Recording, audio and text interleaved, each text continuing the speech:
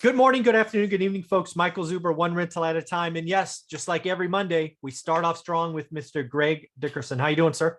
Doing great. Michael, how are you today? I'm doing very, very well. So something that came across my radar, one of my subscribers sent me a link to a video from a channel that I had not seen yet, but I don't know why, because it seems like everybody has seen it. First off, the channel is called Jubilee. They have 6.8 million subscribers, so not a small channel. But they put out a video yesterday that I thought you and I should talk about. It's called Rich versus Poor. Is the Economy Rigged? Which I thought was an interesting title. It's essentially a channel that I believe creates debates. I think there were 6 or 7 individuals. They were all talking about different topics. But I thought you and I would just talk about, hey, is the economy rigged? Because maybe at some level it absolutely is. I think there are some aspects of it that are, I don't know if rigged is the right word, but certainly set up. And if you don't act accordingly, the rat race will, chew you up and spit you out. So I guess I'll start with the title. Rich versus Poor, is the economy rigged? And see what you think of that. Yeah. So some aspects of it are more geared towards, certain areas and certain individuals than others. The overall economy, I would not say is rigged because, again, we've talked about it before. The America is the land of opportunity. So if you're willing to get out there, educate yourself, do the work, take action, you can create whatever you want out of your life. Now, that being said, a lot of what's going on from a monetary policy, from a political standpoint, yes, that the game is rigged there. Once you get to those levels, you can make the rules. And, definitely we know the financial markets and what's been happening with quantitative easing, those types of things, that's obviously rigged towards, the stock market and, institutional investors. Yeah. Again, I think there's a lot of this. Again, yeah, I think there's a lot of things. When I watched it, it's over an hour long. I think it's like 75 minutes long, and I had to watch it in chunks. But I got to admit, I think rigged is one of those trigger words that, kind of makes you react one way or the other. But I think there's a lot of things about our economy. And again, I look internally that you have to make choices. If you just bounce along with your life and you just, you go to work, you come home, you go to work, come home, you're going to kind of get what you get, right? Our economy, in my opinion, is set up to create school systems, create employees, and our economy is set up to consume. Neither of which really leads to being an entrepreneur. Nothing here leads to taking risks, right? And we're not taught this, right? You have this innate ability, Greg, and that's why you're in my book, 15 Conversations with Real Estate Millionaires. I think you were naturally born an entrepreneur. I don't think most people are. And unless you're taught how to take risks or do the work, as I say, that does, again, I don't know if I think rigged is a trigger word, but I think it's set up to create employees and consumption. And both of those things don't really lead to financial wealth, right? Being an employee, hard to get rich. Consumption, hard to get rich. So at that aspect, I think that's what the system does. And if you do nothing, then you're not rich. Yeah, it's really interesting. When you go back to our ancestors, most people were entrepreneurial. They were merchants, they were farmers. They created whatever they needed to create in order to sustain life. And like you said, with our traditional educational system, we've gotten away from some of that because you do need employees, obviously, to keep things going. You do need education. Education is the only way to get yourself out of poverty, but beyond a certain level, education is generally geared towards filling jobs, versus the entrepreneurial aspects of it. And again, if you look at the word rigged, I think the only thing that's truly rigged would be the political system and the financial markets. Okay. There's definitely, an elite group that, makes decisions in those levels. And if you want to know who writes the laws, that's the insurance companies. If you want to know who controls, financial markets in general, I mean, you have big pharma, you have big corporations, you have insurance companies, you have investments, funds, the people that can, donate Mhm. and, help create legislation because they're basically buying politicians, Right. and that works across the board. Financial markets, obviously,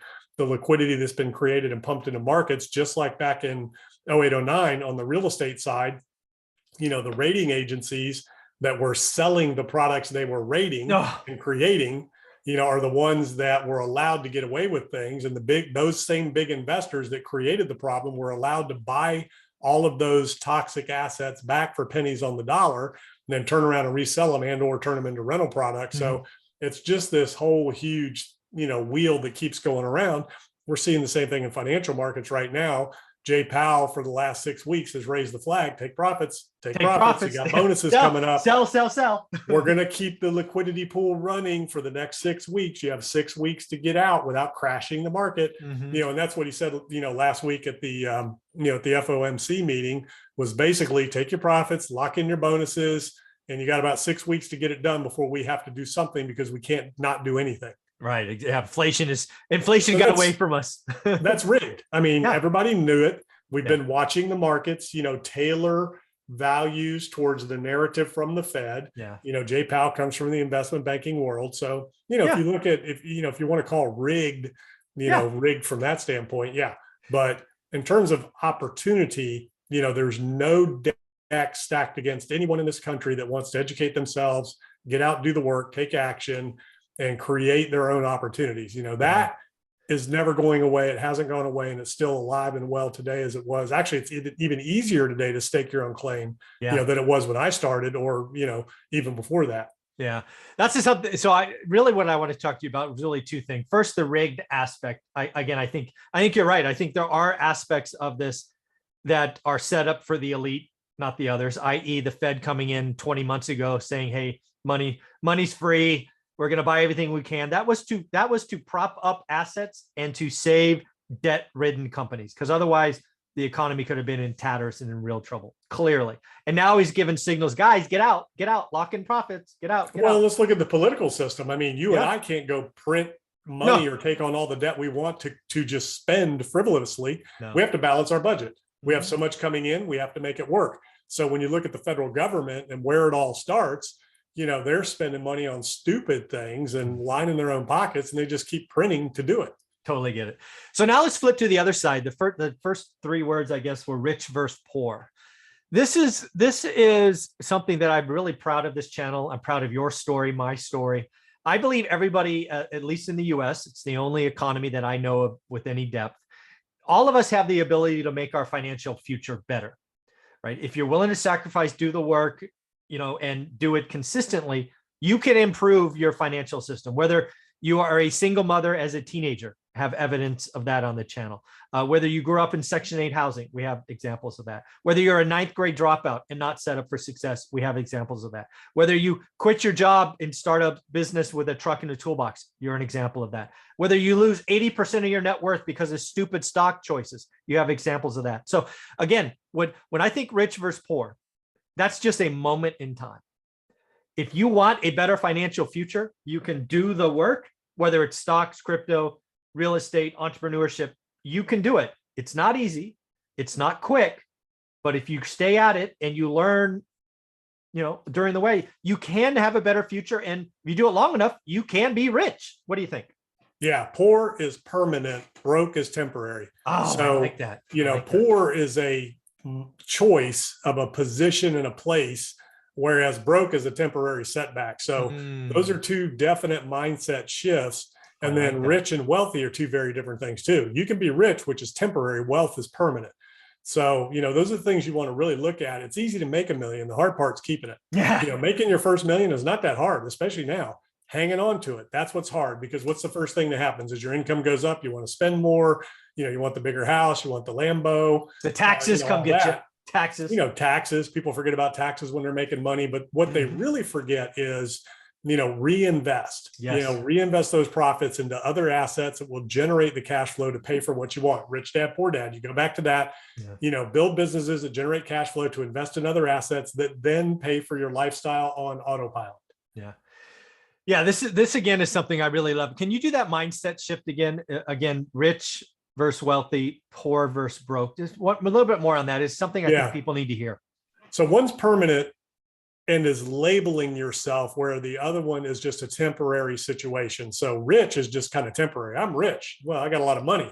Okay, that can come and go. Yeah, we've If you're seen that. wealthy- We've seen that. Yes. Yeah. I mean, at all kinds of levels. I've seen billionaires end up broke. I've seen, 100 millionaires end up broke. I've seen millionaires end up broke. Yep. And we've all seen sports stars, actors, actresses, Lotto winners. performers, everybody, celebrities. So rich is a temporary state of being that can be created by any number of things, whereas wealthy is more of a lifestyle choice and a mindset to invest those riches into other assets to protect and grow that wealth. So that's a big difference. And, it's a lifestyle choice. Same thing with poor and broke. You can be temporarily broke, meaning you just don't have any funds at the moment, or you can be poor. Poor is a lifestyle choice. I can't afford that. I can't do this. I don't have the money. Whereas, rich and wealthy, the mindset is, how can I afford that? How can I get the money? And one of the things that, you say I was born as an entrepreneur, but some of it was built into me, by my dad, because if I wanted something, he wouldn't give it to me. He'd say, true. You want something, go make the money and figure out how to pay for it. Yeah. You need money to live. You need to figure out how to create what you want. So ever since, childhood, I've created whatever it is I've wanted. I mean, all the basic things like going to martial arts. If I wanted to test for the next belt, my parents didn't automatically pay for it because I'd already earned it in this class. I had to go earn the money then to pay for the next belt, Nice. And to pay for the testing. And back then, it was $25. It wasn't free or cheap. Yeah. I had to pay for my own uniforms, had to pay for my own belt. Now they got me the first one I even had to earn the money to even get started in taking karate lessons. Now they paid for the lessons, but I had to pay for everything else. That's awesome. Yeah, folks, again, I love this concept. Again, if you haven't checked out the video, it's Jubilee. I think it's Jubilee. Lots of you are probably subscribers. I haven't seen a channel at 6.8 million. So shout out to Jubilee. Check it out. It came out yesterday. Rich versus poor, is the economy rigged? Greg, how can people find you? GregDickerson.com. All my info's there, YouTube channel, podcast. And I do not have 6.8 million subscribers yet, but soon. I'm on my way. I'm on my way. Thanks, buddy.